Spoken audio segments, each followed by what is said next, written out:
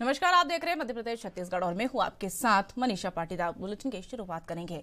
जैसे ही हम सब जानते हैं कि हर साल मई के महीने में दूसरे रविवार को मदर्स डे के रूप में सेलिब्रेट किया जाता है और इस साल 14 मई यानी आज मदर्स डे मनाया जा रहा है।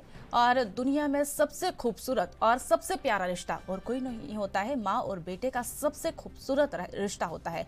तो वही आज मदर्स डे पर राजनेता से लेकर अभिनेता तक शुभकामनाएं दे रहे हैं। और इसी बीच छत्तीसगढ़ के मुख्यमंत्री भूपेश बघेल ने मदर्स डे पर ट्वीट किया और भूपेश बघेल ने लिखा कि अपनी माँ को याद करते हुए उनके द्वारा लिखा गया कि आपका ना होना मेरे लिए हमेशा अधूरा रहता है।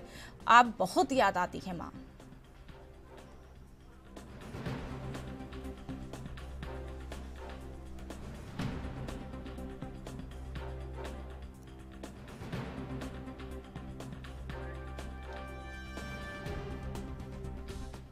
छत्तीसगढ़ के मुख्यमंत्री और मध्य प्रदेश के मुख्यमंत्री शिवराज सिंह चौहान के बीच लाल आतंक देखने को मिल रहा है। और वही आपको बता दें कि सीएम भूपेश बघेल ने सीएम शिवराज पर सवाल दागे हैं। भूपेश बघेल ने कहा कि शिवराज सिंह चौहान घूमते कम हैं और बोलते ज्यादा है। नक्सलियों पर हम जो दबाव बना रहे हैं और इसी कारण नक्सली मूव नहीं कर पा रहे हैं। यदि वहां पर नक्सली नहीं होते तो क्या मार पाते? शिवराज सिंह जी वो घूमते कम हैं, बोलते ज़्यादा हैं। और ये जो नक्सलियों के जो दबाव पड़ा, हम लोग जो दबाव किए और इस कारण से इधर कान्हा की तरफ मूव किए हैं। और यदि वहाँ नहीं होते तो नक्सली की मारते कैसे थे? तभी तो हुआ ना। तो नक्सली अब प्रवेश कर रहे हैं, तो उल्टा बोल रहे हैं। दूसरी बात ये है कि ये बात सही है कि छत्तीसगढ़ में नक्सली सबसे ज़्यादा थे, धीरे धीरे घट रहे हैं। और दूसरी बात ये है कि इसके जितने कमांडर हैं, जितने नेता हैं नक्सली के, वो छत्तीसगढ़ के थे ही नहीं। ये तो छुपने के लिए आते हैं, चाहे वो महाराष्ट्र का हो, तेलंगाना को हो, चाहे आंध्र प्रदेश को हो, चाहे उड़ीसा को हो, तो यहाँ छुपने की जगह है। छत्तीसगढ़ के मुख्यमंत्री भूपेश बघेल शहर के प्रजापति ब्रह्म कुमारी ईश्वरीय विश्वविद्यालय शांति समारोह और सरोवर में आयोजित नशा मुक्त भारत अभियान के शुभारंभ समारोह में शामिल हुए और वहां पर सीएम बघेल ने नशा मुक्त अभियान का उद्घाटन किया। और इस दौरान सीएम भूपेश बघेल ने कहा कि नशे की शुरुआत बाल्यकाल और युवा अवस्था से होती है और इस उम्र में लोग शराब को शौक से पीते हैं। और वही उनके द्वारा कहा गया कि कोई विधायक सत्यनारायण, आपको बता दें कि उनके द्वारा एक बयान जारी कर दिया गया और वहां पर उनके द्वारा कहा गया है कि ये जो उम्र होती है वो शौक से लोग इसमें शराब पीते हैं। विधायक सत्यनारायण शर्मा की उम्र में जाके नशे की शुरुआत नहीं करते हैं। आगे सीएम ने कहा कि शराबबंदी के लिए महिलाएं तत्काल तैयार रहती थी और वही विधानसभा चुनाव से पहले महिलाओं का बड़ा दबाव था और इसलिए हमने घोषणा की, शराबबंदी का मतलब नशा मुक्त होना चाहिए।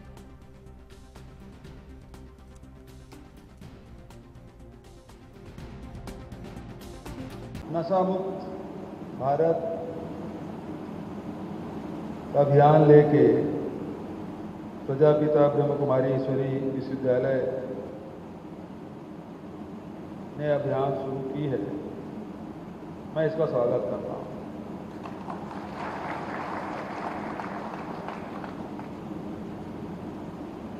हम लोग इस उम्र के दौर से गुजर चुके हैं। नशे की शुरुआत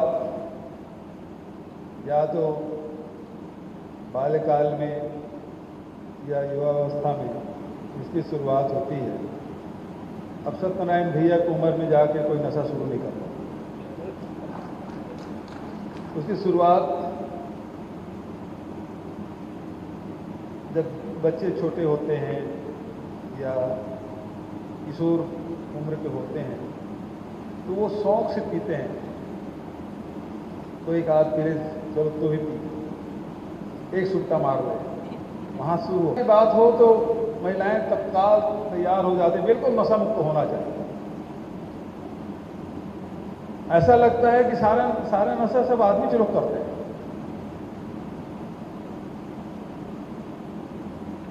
छत्तीसगढ़ में विधानसभा चुनाव से पहले 2018 में महिलाओं को बड़ा दबाव था, शराब बंदी होना चाहिए, शराब मुक्त होना चाहिए। महिलाओं सम्मेलन था, हम लोगों ने घोषणा कर दी कि शराब बंदी करेंगे।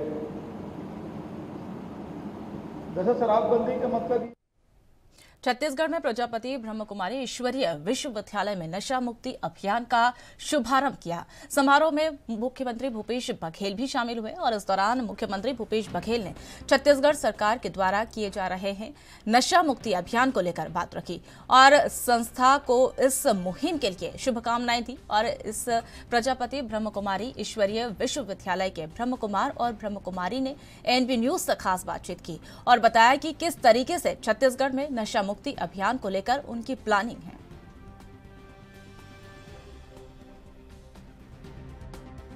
लगातार शराबबंदी की गूंज है और लगातार कई सामाजिक संस्था शराबबंदी को लेकर, शराब मुक्ति अभियान को लेकर सामने आ रहे हैं। इस वक्त मौजूद है ब्रह्मकुमारी के आश्रम में, जहां पर मुख्यमंत्री भूपेश बघेल कुछ ही देर पहले पहुंचे हैं और हमारे साथ बनारसी लाल है जो माउंट आबू से पहुंचे हुए हैं। छत्तीसगढ़ में शराबबंदी की सोच है, क्या कुछ विजन है? विजन ये है कि छत्तीसगढ़ को हमको देवी राजस्थान बनाना है। छत्तीसगढ़ के युवाओं को हमको चरित्रवान बनाना है। जब तक चरित्रवान युवा नहीं होंगे, जब तक उनमें आध्यात्मिकता की जागृति नहीं होगी, तब तक हम छत्तीसगढ़ को आगे नहीं बढ़ा सकते हैं। इसलिए छत्तीसगढ़ हमारे ऐतिहासिक जगह है। हमारे साथ बनारसी लाल जी, जिनसे हमने जाना कि किस तरीके से इनकी विजन है छत्तीसगढ़ को लेकर। हमारे साथ ब्रह्मकुमारी जी, दीदी जी, उनसे भी समझने की कोशिश करेंगे किस तरीके से विजन बनारसी लाल जी बताया। क्या कुछ मुख्य उद्देश्य रहेगा? मुख्यमंत्री भूपेश बघेल भी पहुंचे थे आप लोग के कार्यक्रम में, शुभारंभ किया और एक नई चेतना के साथ आप लोग के अभियान को आगे बढ़ाने के लिए उन्होंने संकल्प है और उनका भी ये मानना है कि छत्तीसगढ़ में जो नशा मुक्ति है उससे लोग दूर हो, सामाजिक चेतना के साथ। तो ये बहुत ज़रूरी है कि समाज में चेतना पैदा की जाए, क्योंकि आज समाज चाहता तो सब है लेकिन करने की शक्ति उनके अंदर नहीं है। आज हर परिवार, हर व्यक्ति जो पीता है या जो किसी भी प्रकार का नशा करता है, जब होश में आता है उस समय उसको लगता है कि मैं गलत कर रहा हूँ, लेकिन उसके अंदर वो करने की शक्ति नहीं है, समझ नहीं है।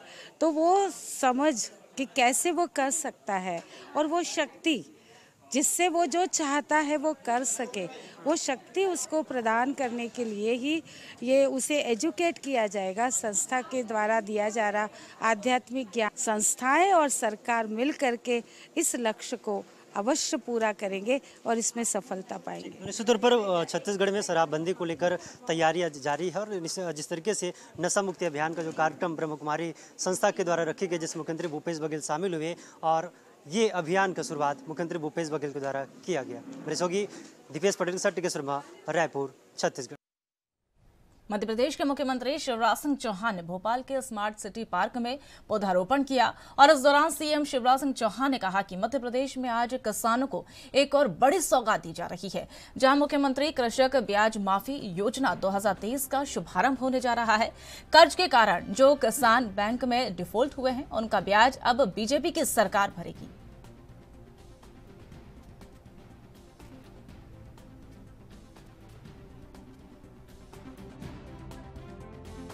बड़ी सौगात दी जा रही है। कांग्रेस ने झूठा वादा किया था कर्जा माफी का, 10 दिन में कर्जा माफी का। कर्जा माफ हुआ नहीं और इस घोषणा के कारण कई किसानों ने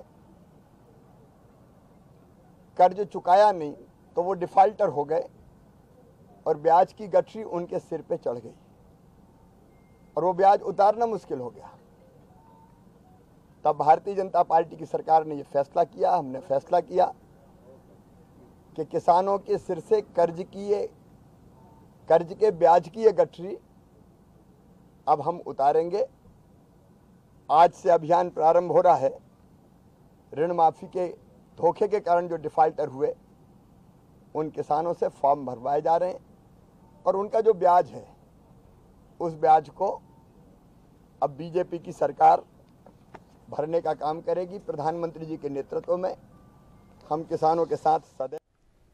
छत्तीसगढ़ के पीएचई मंत्री गुरु रुद्र कुमार अपने भिलाई निवास आवास पर पहुंचे और वहां पर कार्यकर्ताओं से मुलाकात कर आने वाले चुनाव की रणनीति पर चर्चा की गई। और वहां पर पत्रकारों से चर्चा करते हुए उन्होंने कहा कि आज कर्नाटक में हमारी कांग्रेस पार्टी ने पूर्ण बहुमत से अपनी जीत दर्ज की है। आगामी समय में छत्तीसगढ़ समेत 5 राज्यों में चुनाव है। 5 राज्यों में कांग्रेस जीत कर अपने तैयारियों के लिए वहां पर आगे आएगी और इसके बाद 2024 में केंद्र में कांग्रेस सरकार बनाएगी। वहीं पत्रकारों के सवालों का जवाब देते हुए गुरु रुद्र कुमार ने कहा कि केंद्र की मोदी सरकार दमन कर रही है। वो ईडी, आईटी, आपको बता दें सीबीआई जैसे संस्थाओं का दुरुपयोग कर रही है और वहीं कांग्रेस को कमजोर करने का प्रयास भी बीजेपी के द्वारा किया जा रहा है।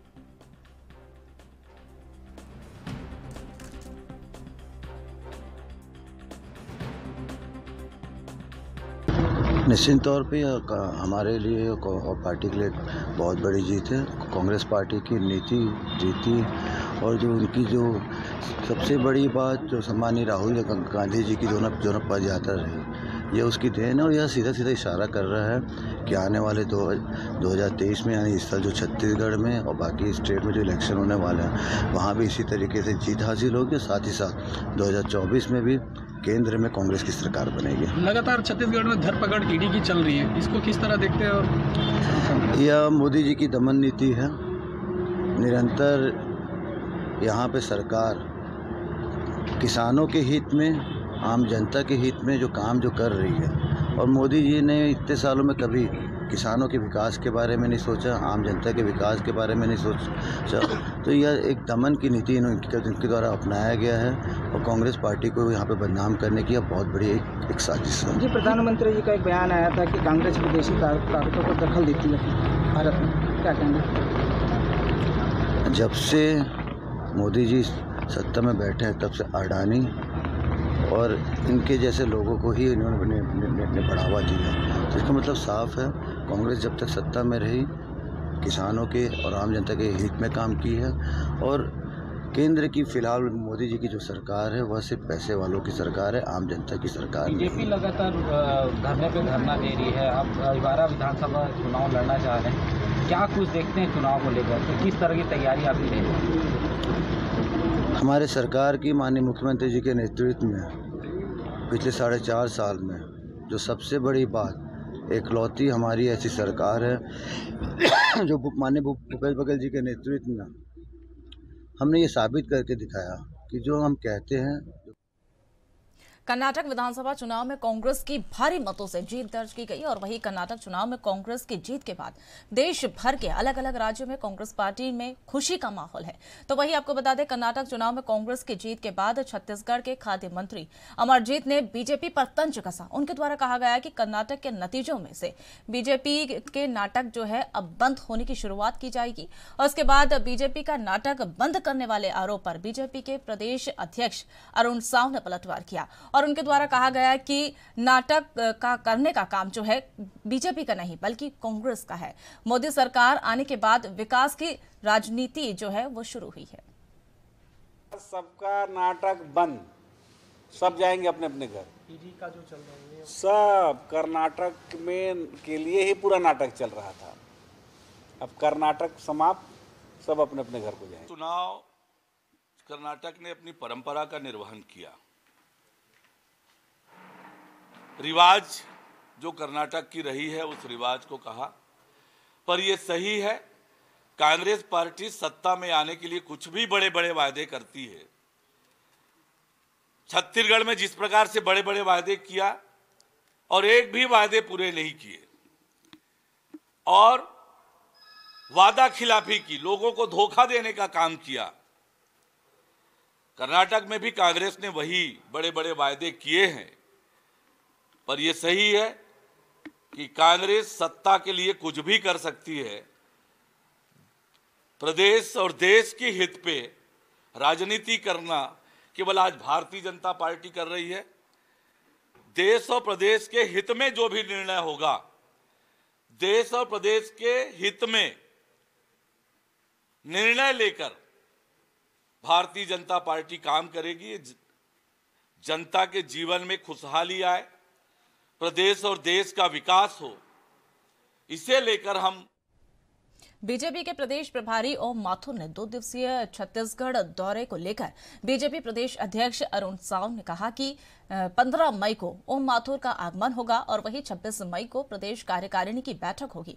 साथ ही उनके द्वारा कहा गया है कि लगातार उनका छत्तीसगढ़ में आना होगा और वहीं चुनाव की रणनीति पर उनके द्वारा काम किया जाएगा। 15 तारीख को ओम माथुर जी का आगमन होगा। 26 तारीख को प्रदेश कार्यसमिति की बैठक होगी, अन्य बैठकें होगी और उसके बाद फिर से लगातार उनका छत्तीसगढ़ में आना होगा। कार्यकर्ताओं से मिलेंगे और चुनाव के रणनीति पर काम करेंगे।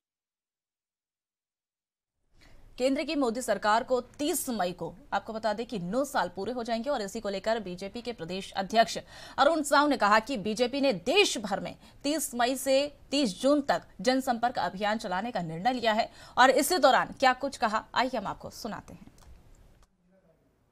देश के यशस्वी प्रधानमंत्री माननीय नरेंद्र मोदी जी के 9 साल का कार्यकाल 30 मई को पूरा होने वाला है और उसको लेकर भारतीय जनता पार्टी ने पूरे देश भर में महा जनसंपर्क अभियान चलाने का निर्णय किया है 30 मई से 30 जून तक और उसकी तैयारी और बैठक के लिए योजनाएं बन रही है।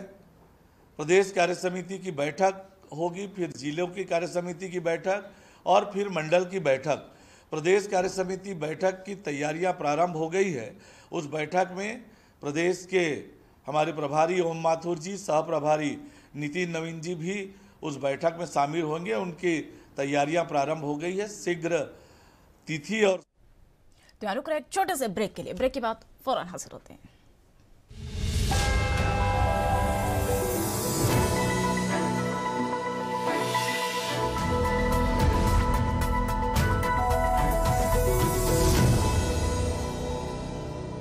ब्रेक के बाद स्वागत है आपका। अब रुक करेंगे अन्य खबरों की ओर। छत्तीसगढ़ लोक सेवा आयोग की परीक्षा के नतीजे शुक्रवार को जारी कर दिए गए। तो वही आपको बता दें, बस्तर जिले के घोटिया गांव में रहने वाली नीतू सिंह ठाकुर ने 336वीं रैंक हासिल की।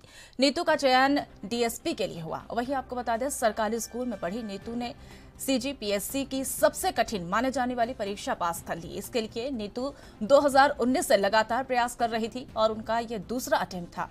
बस्तर ब्लॉक के घोटिया स्थित गवर्नमेंट हायर सेकेंडरी स्कूल से 12वीं तक की पढ़ाई की।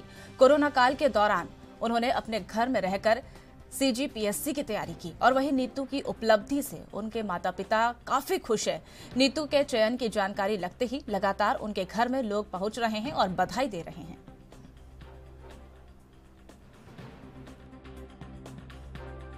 जी, मेरा इस बार दूसरा अटेम्प्ट था। इसमें मेरी ओवरऑल रैंकिंग 336 आई है और पोस्ट वाइज जो रैंकिंग है वो 45 है। तो कहाँ से पढ़ाई की थी? जी सर, मैंने 2019 से कोचिंग की थी राजपूत ट्यूटोरियल में। उसके बाद कोरोना के कारण फिर मैं मेंस की कोचिंग नहीं कर पाई। उसके बाद मैंने खुद से पढ़ाई की सर, घर से। स्कूली शिक्षा कहाँ से? स्कूली शिक्षा सर गांव के स्कूल से, government higher secondary school Ghotiya से मैंने की थी।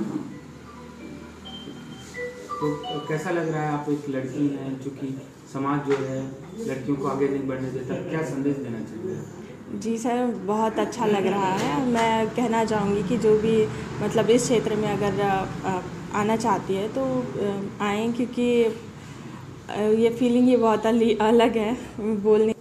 अभी मेरी बिटिया का डीएसपी में सिलेक्शन हुआ है। हम बहुत खुश हैं, पूरा परिवार, और उनको जो जितने भी शिक्षकों ने पढ़ाया, हम सरकारी स्कूल में ही पढ़ी है घोटिया में, शिशु मंदिर में, तो सभी शिक्षकों को मैं चरण वंदन करता हूँ। और लड़कियाँ समाज में आगे नहीं बढ़ पाती हैं, लेकिन आपकी लड़की आगे बढ़ी है, तो क्या समाज को क्या संदेश देना चाहते हैं? जी, ये बात तो बिल्कुल सही है, परंतु आज के युग में ऐसा नहीं है। लड़कियां हर चीज़ में आगे हैं और हमारे घर में ऐसा माहौल है कि हम किसी प्रकार का लड़कियों और लड़के में भेद नहीं रखते हैं, क्योंकि वे हम एक हैं, वो तो हमसे श्रेष्ठ हैं हमेशा। छत्तीसगढ़ के हर गांव में एक मंदिर का निर्माण कार्य लगातार जारी है और इसी कवायद को लेकर बीजेपी युवा मोर्चा के प्रदेश उपाध्यक्ष प्रबल प्रताप सिंह ने कहा कि जिन गांवों में और सुदूर अंचल में मंदिर की स्थापना नहीं हुई है वहां पर चंगाई सभा और धर्मांतरण का खेल जोरों पर चल रहा है। इसी के लिए यह अभियान चलाया जा रहा है। जी, ये हमारा अभियान है। जिन गाँव में, जिन सुदूर क्षेत्रों में मंदिर की स्थापना नहीं हुई है वहीं पे हम देखते हैं कि ज़्यादा चंगाई सभाएं होती हैं, राष्ट्र विरोधी ताकतें धर्मांतरण करती हैं। ऐसे क्षेत्र को हम चिन्हित करके वहाँ के क्षेत्रवासियों से मिल करके वहाँ मंदिर की स्थापना करते हैं और अभी तक कई मंदिरों का निर्माण हुआ है। छत्तीसगढ़ ही नहीं, झारखंड और उड़ीसा में ही हुआ है और ये हम कार्यक्रम पूरे प्रदेश में और आसपास के राज्य में और बढ़ चढ़ कर करेंगे। इससे बहुत फर्क पड़ता है जब आस्था का केंद्र वहाँ पर बनता है और जब वातावरण सनातनी होता है तब ऐसे चंगाई सभाएं और धर्मांतरण की गतिविधियाँ वहाँ देखने को कम मिलती हैं। छत्तीसगढ़ में हमने इसको जशपुर से इसकी शुरुआत की है और लगातार आसपास के जैसे सरगुजा संभाग में और बिलासपुर संभाग में ये कार्यक्रम चलते हैं। अपना झारसुगड़ा में और अपना गुमला क्षेत्र में ये कार्यक्रम हम निरंतरता इसकी हम देखते आ रहे हैं। देखिए, ये बहुत ही गंभीर विषय है। सभी हिंदुओं को इसके विरुद्ध संगठित होकर काम करने की आवश्यकता है। धर्मांतरण, मतांतरण देश के लिए बहुत ही बड़ा खतरा है और अभी हाल में ही जो केरल स्टोरी आप देख सकते हैं, कैसे हमारी बहू बेटियों को टारगेट किया जाता है, उनका धर्मांतरण करके उनको टेररिस्ट बना के कैसे गलत कार्य उनसे कराया जाता है। छत्तीसगढ़ में बादल अब पूरी तरह से हट गया है और वहीं अब प्रदेश में तेज धूप के साथ गर्मी पड़ना शुरू हो गई है। अगले 3 दिन प्रदेश में लू जैसी स्थिति निर्मित होने वाली है और वहीं तापमान में 2 से 3 डिग्री की वृद्धि होने की वजह से राज्य का पारा 43-46 तक पहुंचने की संभावना है। मौसम वैज्ञानिक HP चंद्रा ने यह जानकारी दी।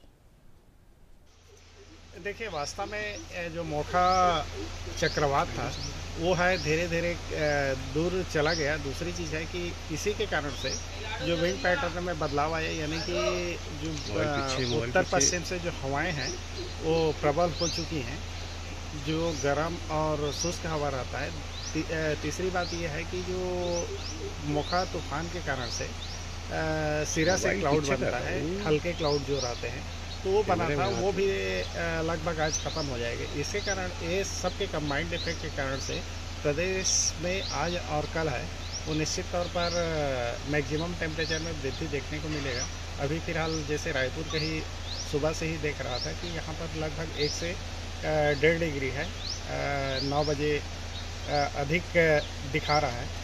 तो इसका मतलब यही है कि आज टेम्परेचर में काफ़ी बदलाव देखने को मिलेगा। अगले 2 दिनों तक की स्थिति में यही रहेगी। इस बीच मौसम है शुष्क रहेगा। अब कल की बात यदि हम करें तो हो सकता है कि 1-2 जो जगह है, 1-2 ज़िले हैं जहां पर कि हीट वेव की कंडीशन तो नहीं रहेगी। तो फिलहाल मध्य प्रदेश, छत्तीसगढ़ में मेरे साथ इतना ही। तमाम ताज़ा खबरों के लिए देखते रहिए ANB न्यूज़। नमस्कार।